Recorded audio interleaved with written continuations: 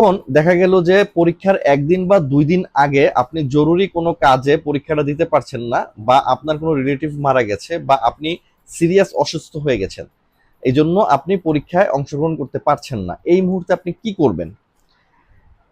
এই ক্ষেত্রে সবার প্রথমেই টেস্ট সেন্টারকে নোটিফাই করতে হবে আপনি কোনো একটা নির্দিষ্ট কারণে পরীক্ষাটা দিতে পারছেন না, এবং আপনি আপনার যথাযথ প্রমাণাদি এক্সাম সেন্টারকে প্রোভাইড করবেন।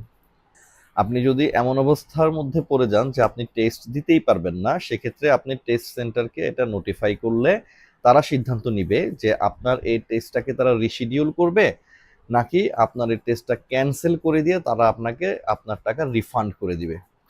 যদি আপনাকে টাকা রিফান্ড করে দেয়া হয়, তাহলে আপনার কিছু অ্যাডমিনিস্ট্রেটিভ চার্জ তারা কেটে রাখবে। এই যে চার্জটা তারা কেটে রাখবে, সেটা ডিপেন্ড করবে আপনি কোন টেস্ট দিচ্ছেন তার উপর।